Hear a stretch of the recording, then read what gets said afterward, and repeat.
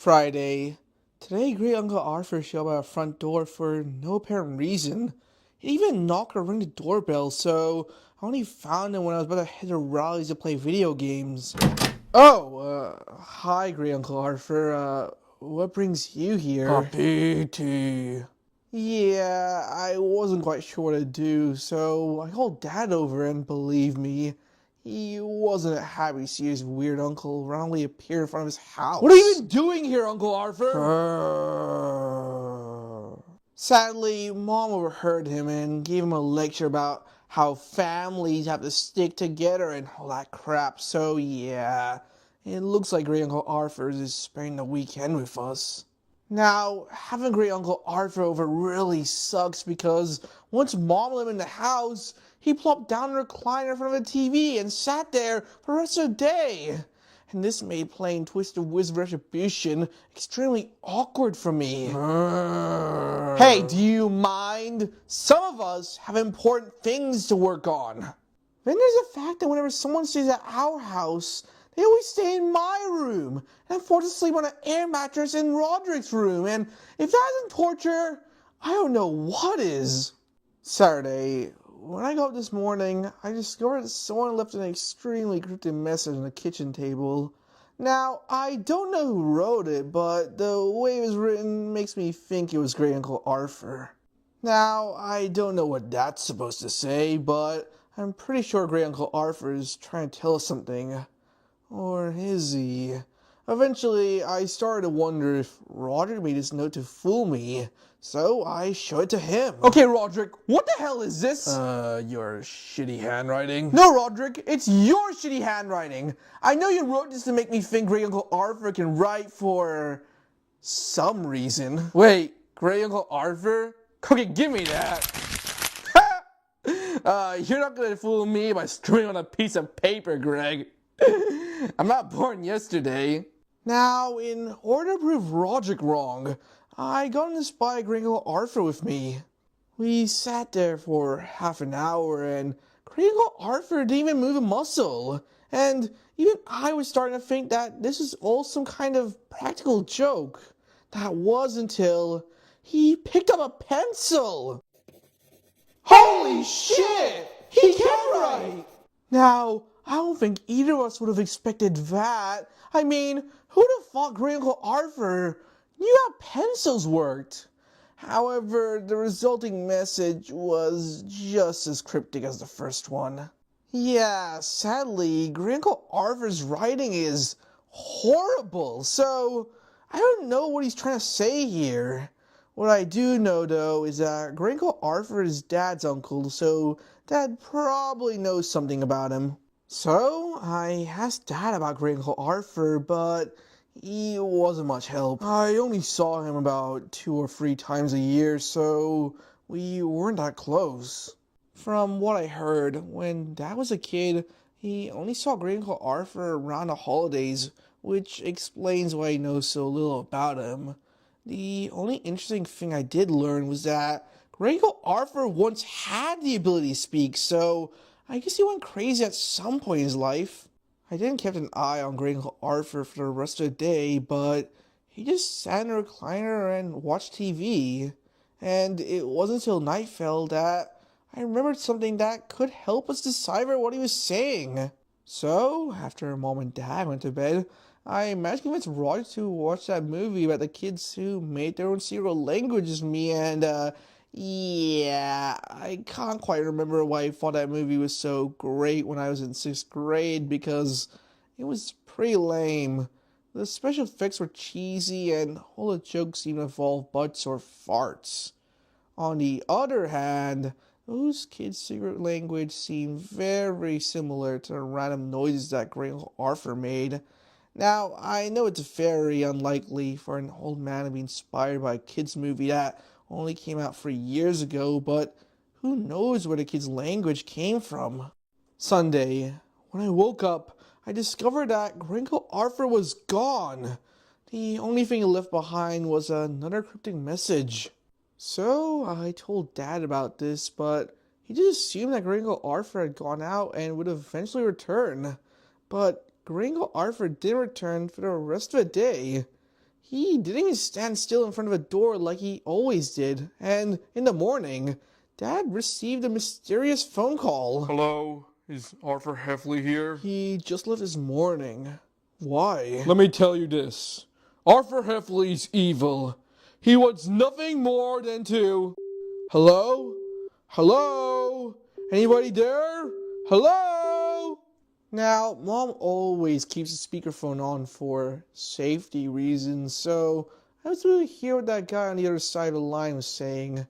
Sadly, our phone hadn't got caller ID, so I don't know who phoned us. Though the whole idea of Great Uncle Arthur being evil is kind of extreme to say the least. I mean, he is very strange, but he's mostly harmless from what I've seen. Mom ended up letting me have my room back after Great Uncle Arthur Phil showed up tonight, and I was excited. I got spared from sleep erotic for one more night. But my excitement quickly faded when I saw what Great Uncle Arthur did to my room. Yeah, I guess it's hardly surprising that Great Uncle Arthur's a slob because my room was trashed. Also, I don't know what Great Uncle Arthur did in my room, but the bedsheets smell like Uncle Gary after he found Dad's hidden beer stash. And apart from that, Great Uncle Arthur went through all of my stuff and even managed to ruin some of it. He even wrecked my framed photo of Holly Hills, which I spent half my birthday money on, and the only reason I had brought it down to Roger's room for protection was because I knew he'd never let me live it down. And I know, sure, it was just a picture I scanned from a yearbook, but I was still pretty upset about it. Also, speaking of yearbooks, Great Uncle Arthur found and vandalized my latest one. However, as I flipped through the yearbook, I began to notice that Great Uncle Arthur only seemed to have circled girls. More specifically, he only circled all the girls that I was interested in at some point. So, this could only mean that he either likes the same kind of girls that I do, or that he can read my mind. Though, why an old man is looking at pictures of middle school girls is questionable. Monday. I was half expecting Great Uncle Arthur to turn up on our doorstep, but he didn't. Instead, I got a totally different kind of surprise when I saw today's paper. He was big, hairy, and he was watching me sleep? A girl recounts a terrifying encounter of a stalker? Ooh, I've gotta read that. What would be a fairly normal Sunday night sleep for 14-year-old Bailey Anthony ended up turning to a nightmare when an obese, hairy, fat man reportedly managed to sneak into her bedroom. How the man stuck in remains unknown, as in how long he remained there though. Anthony claimed that he might have been there for hours before she noticed him. While the man remains at large, he could be potentially facing numerous charges. Well, that's gotta be one of the strangest things I've ever read. I mean, the whole idea of someone stalking a girl in my class is just odd. Now, I thought of doing some more research on Bailey's case, but Roger suggested that we go to Leisure Towers and ask Grandpa what he knew about Great Uncle Arthur, and I was surprised that he was suddenly interested in uncovering the mystery, though I soon discovered why. Come on, Greg. Come on. If I just swallow quickly, I won't even notice texture. Oh! It's disgusting! Yeah, we got there around lunch, and Grandpa had prepared a bowl of watercress salad, which he forced us to eat, and as it turned out, listening to his stories about Great Uncle Arthur and stomaching the watercress salad proved to be a lot harder than I expected. Also, for some reason, all of Grandpa's stories seem to depict Great Uncle Arthur as some sort of super buff jock, which seems weird given, how fat he currently is. Either that, or I was focusing too much on the watercress salad and not enough on Grandpa. Anyways, after eating way too much watercress salad, we went home and I decided to look at that movie to see if the kid's secret language was based on anything, and eventually, I found an interview with the director where he revealed the whole truth. What does the kid's language mean? If I told you, that'd be like KFC revealing what's in their chicken. So yeah, I guess the kid's language is just a load of gibberish after all. Come to think of it, who knows if Great Uncle Arthur's random noises mean anything at all? And if not, who knows what he's even thinking? Tuesday. Yesterday I finally finished cleaning my room and I discovered my list of every single girl my grade ranked in order of prettiness was missing. Sure, I made it 2 years ago, so it's a bit out of date, but I especially didn't want it to fall into the wrong hands. Now, I don't know when it disappeared, but I remember seeing it in my room the day before Great Uncle Arthur arrived, so this could only mean that he took it.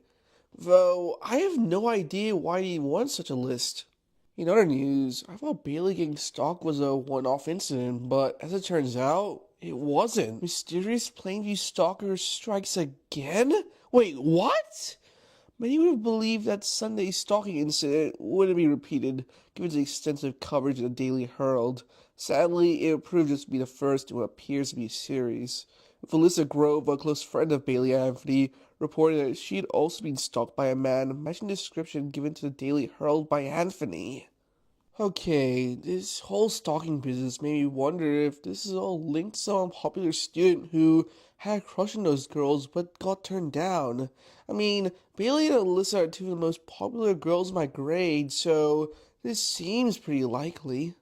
The only problem is finding out who did it. I mean, there were tons of outcasts at school, so who knows which one of them is a culprit? And come to think of it, I'm not even sure we can remember all of them, and even so, there were probably a few more that I never knew existed. Eventually, I just gave up on trying to make a list of potential culprits and noticed a piece of paper sticking out from behind my desk. I pulled it out, only to discover that it was my list. Well, half of it anyways. Unfortunately, it turns out to be the second half where I stuck all the undesirables like Patty Farrell, Ruby Bird, and a whole bunch of other girls I didn't like. I looked all over my room, but I failed to find the first part anywhere. So, I guess this can only mean that Great Uncle Arthur has the first half of the list. Now, I wasn't sure why he'd steal like that, until I remembered that I had given Bailey and Alyssa the top 2 spots on my list, and they had already been stalked. Now, I don't know if the list has anything to do with stalking, but if so, then the third prettiest girl on the list is next.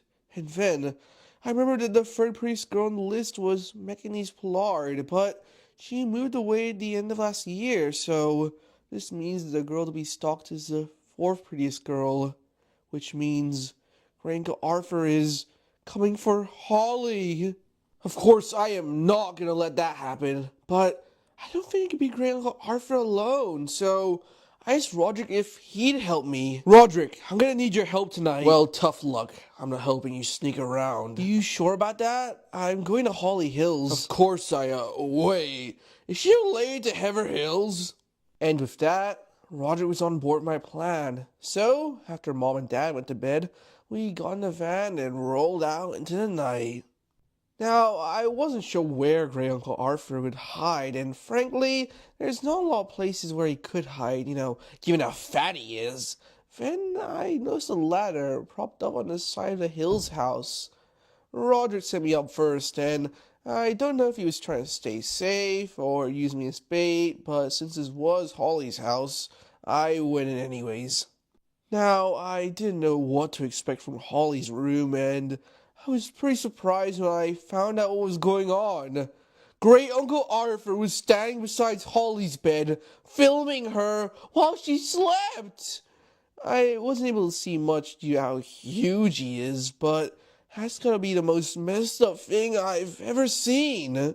Now, I prayed that Great Uncle Arthur would notice me, but unfortunately for me, he did. Oh, shit. I'm dead! Yeah, at this point, I knew I was screwed. Me and Great Uncle Arthur stared at each other for a moment, and then he charged at me, which left me no choice but to brace myself. Shakalaba! Fortunately, Great Uncle Arthur's not very smart, and he ended up running into the wall and falling over. I was debating over whether or not I should hit him with a mallet when Roderick barged in with a wooden plank. Now, I'm not entirely sure what Roderick's plan was, but he must have hit Great Uncle Arthur something like 20 times before the lights came on. Oh, hi, Holly and Heather Hills. Nice to see you guys. It seems that Mr. and Mrs. Hills must have gone somewhere and left Heather in charge of the house. And this meant that she could kick us out of the house whenever she felt like doing so. Listen, I can explain all of this. Get out! Now! Wait, Heather, please, just give them a chance to explain themselves. In the end, Heather won out, and we were forced to drag Great Uncle Arthur's body out of the house. We weren't sure if he was dead or not, so we ended up tying up and hiding him in the woods behind the house. I know that wasn't the best idea, but we were so tired that we just wanted to get rid of him. Wednesday. This morning I went to move Great Uncle Arthur to a different place, only discovered that his body was gone. Now, since we tied him up, this could only mean that someone else took him, and given his bizarre language, I'm pretty sure it was either the Mingos or Fregley who found him first. So, I told Rod about the Mingos, and for some reason, he seemed very interested in them. In fact, he even offered to give me a ride there, as well as a free disguise.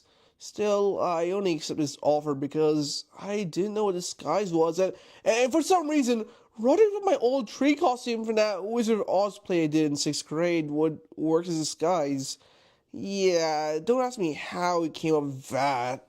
Unfortunately, Roger didn't have anything else that could double as a disguise, so I was forced to wear a tree costume and hope the Mingos wouldn't recognize me. However... Intruder! Intruder!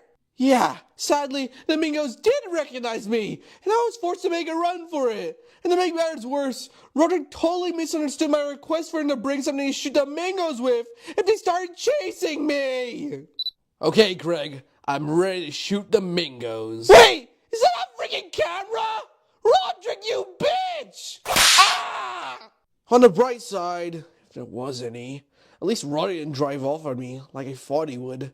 Oh, he still forced me to the back of the van since the tree costume was so bulky, and then raced like a maniac while I was trying to take it off. Now, by this point, I was starting to get fed up with Roderick, and I made him drop me off a few blocks away from my house. I didn't walk to Raleigh to see if he wanted to help me, only discovered that him and his parents had gone somewhere without telling me.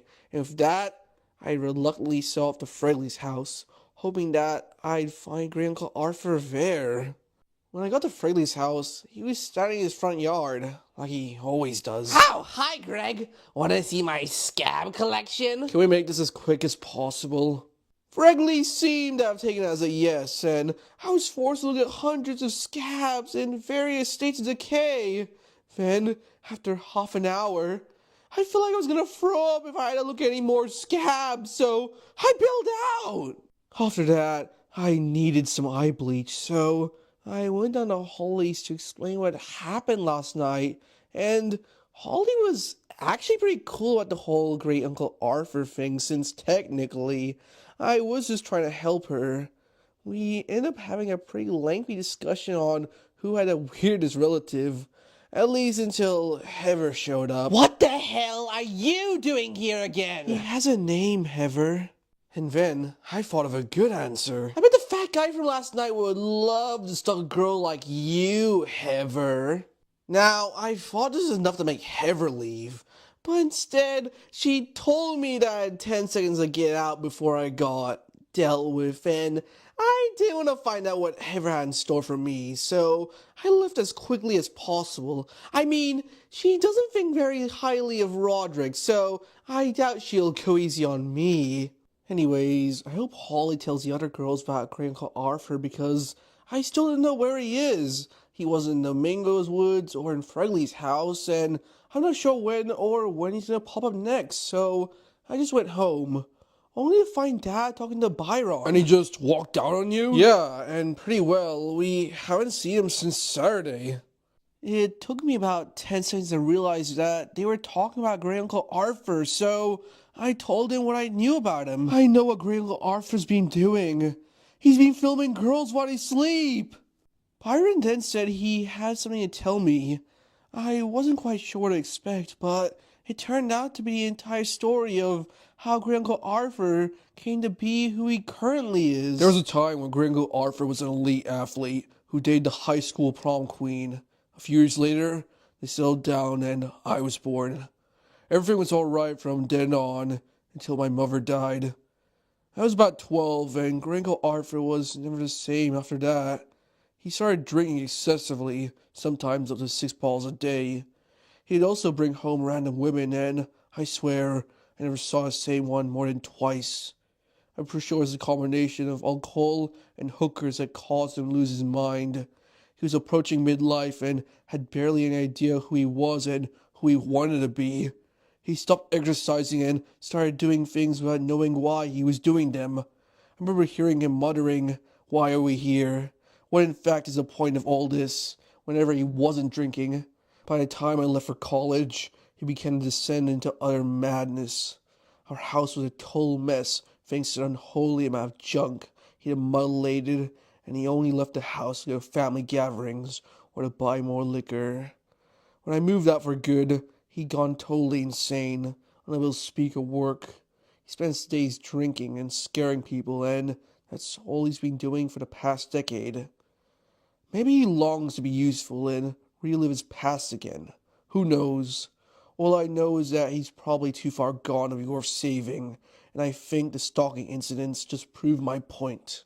Yeah, now that's a bombshell. And apart from telling me who Great Uncle Arthur once was, Byron also deciphered the cryptic notes, and as it turns out, Great Uncle Arthur was trying to tell us that he planned on stalking girls, that he stole half my list, and that he didn't want us to call the cops on him.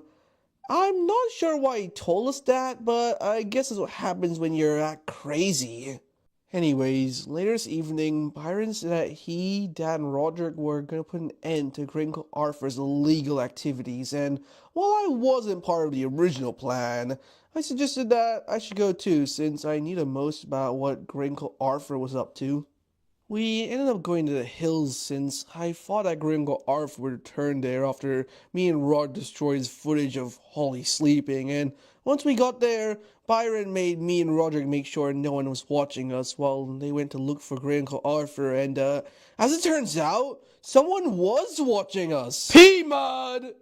Oh yeah, it all makes sense now. You see, after the P-Mud joke caught fire, I don't think a single girl at school wanted to be caught dead dating Preston Mudd, so I guess this is why he was there.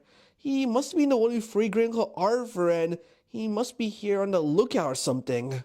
Also, if you want to know how popular P-Mud got, some kid from my school uploaded Preston's Athlete of the Month onto the internet, and it's now all over there too. Now everyone knows who Preston is, and I can kind of understand why I haven't seen him at school lately. Anyways, Preston got really mad at Roger for calling him P-Mud and tried to attack him. However, I think Preston gave up on exercising after he got voted Athlete of the Month, and he was pretty easy to defeat. After we took care of Preston, we went to find Byron and Dad. Sadly, there was a problem. Somebody stop him!